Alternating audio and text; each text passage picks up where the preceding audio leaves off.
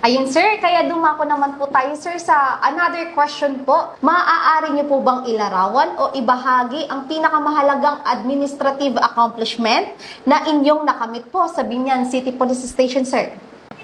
Yung aming best administrative accomplishment namin, ibig ko lang ipabatid sa iyo na yung aming PCR ay naging best PCR Wow! and best police station ngayon 2024.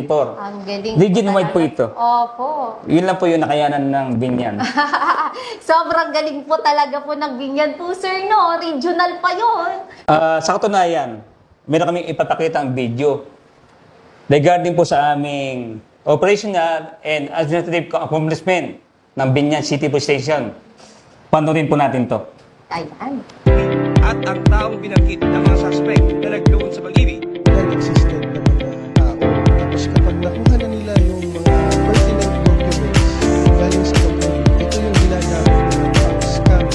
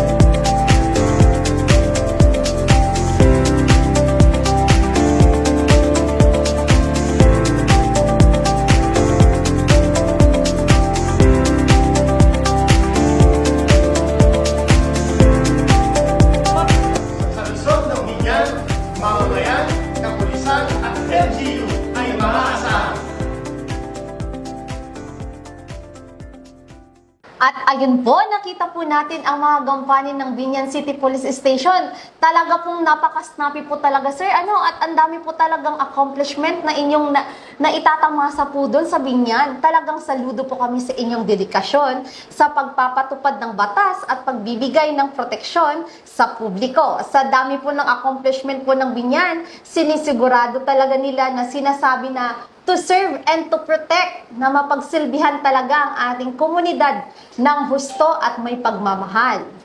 At ayun sir, paano ninyo tinitiyak ang bawat operasyon ay sumusunod sa legal at ethical na pamantayan, sir? Bilang deputy, tinitiyak ko na ang bawat operasyon ng aming operatives ay sumusunod sa lahat ng legal at ethical na pamantayan sa pamagitan sa pagsunod ng ating tinatawag na POP manual. Opo. Kaya nga po sir, ang PNP talaga may sinusunod talaga yan na yung parang ating Bible sir ng PNP, kung yun yung mga guidance ng pang-operasyon sir, di ba po? Saka po sir, pupunta po tayo sa katanungan about technology, sa mga kagamitan po natin na ginagamit upang mapadali ang operasyon, at paano ito nakakatulong sa inyong operasyon sir, sabihin yan po. Ang aming ginagamit sa aming mga police operation, gumagamit kami ng body-worn camera Opo. sa aming police operation, tsaka yung alternative device natin. Yun yung ating pangalawang equipment na pwedeng gamitin kada police operation. Opo. Lalo na pagkaroon natin ng bypass police operation, di ba? Kailangan natin ng body-worn camera para naman maipakita natin na yung ating ginagawang police operation ay naayon sa ating POP. Tama. Di ba? Bukod dyan, sa ngayon, gumagamit na rin tayo ng Live 360. Ito yung isang apps na makikita natin sa ating cellphone na ida-download natin sa ating mga cellphone, lalo na sa ating mga personnel. Opo. Na doon sa apps na yon, makikita natin yung galaw ng ating personnel. Oh, wow. Kung nasaan sila, di ba? Parang nadedetect po. Oo, kung nadidetect saan po natin sila kung saan sila makakapunta. For example, sabi nila sila ay nagpapatrolling. Opo. Doon sa Live 360 na yan, makikita natin kung nasaan talaga siya.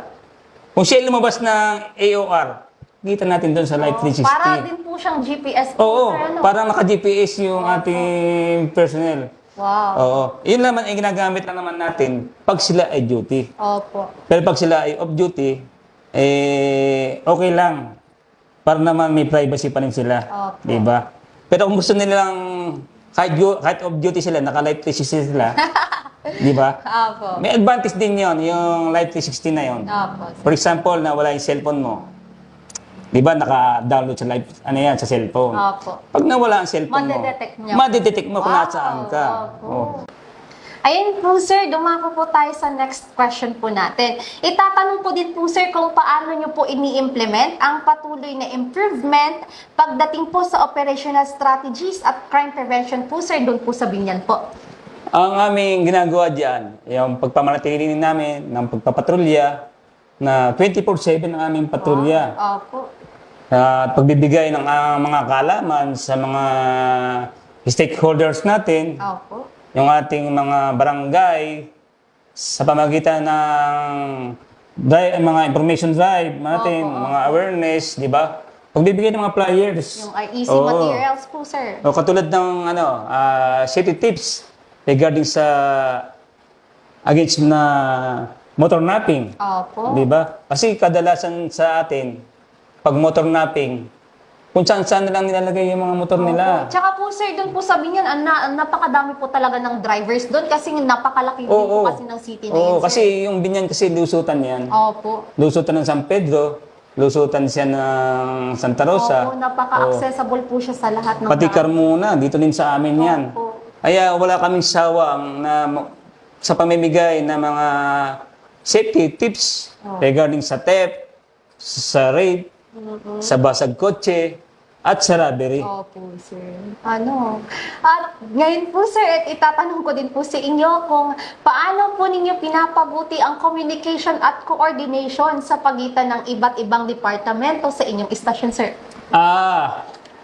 Diyan naman sa part na yan, dapat lahat ng personnel, section man yan, o kabilang section, Opo. dapat yan meron niyang pagtutulungan Opo. at pagbibigayan. Dapat i-share nila yung knowledge nila. Hindi porket imbis ka lang, Opo. doon mo lang iyan yung talent. Opo. Di ba? Dapat i-share mo rin. Tama. Katulad ng PCR, i-share mo rin. Kaya nga lagi kong sinasabi sa ating mga personnel na hindi porket patrol officer ka lang, is patrol officer ka lang. Dapat patrol officer ka, in the same time, PCR ka pa rin. Opo. Habang nagpapatrol, di ba? Parang flexible po Oo. siya para sa lahat, sir. Opo. Investigador ka rin habang nagpapatrol, di ba? Inimbestigahan mo, di ba? O, intel ka rin, di ba? Kukuha ka ng information doon. Yun ang trabaho ng patrol natin. Kaya dapat, lahat pantay-pantay. Hindi yung nagtataguan tayo ng mga information, nagsasarili mo yung information. Dapat i-share mo rin sa iba. Di ba? Opo. Para ang bubuhatin namin is isang istasyon, hindi kami watak-watak. Oh. Kasi ang dinadala natin is isa lang, PNP lang. Opo. Di ba? Tsaka kasi, sir, kapag nagtutulungan po talaga, napapadali po talaga yung trabaho po, sir. Ano? Oo. Kasi iba dyan, walang pakilis, di ba? Yun nga, sasabi ko nga na porket PCR ka lang, porket investigador ka lang, porket patroller ka lang, hindi. Dapat lahat yan, iisa, magtulungan. Opo. Di ba?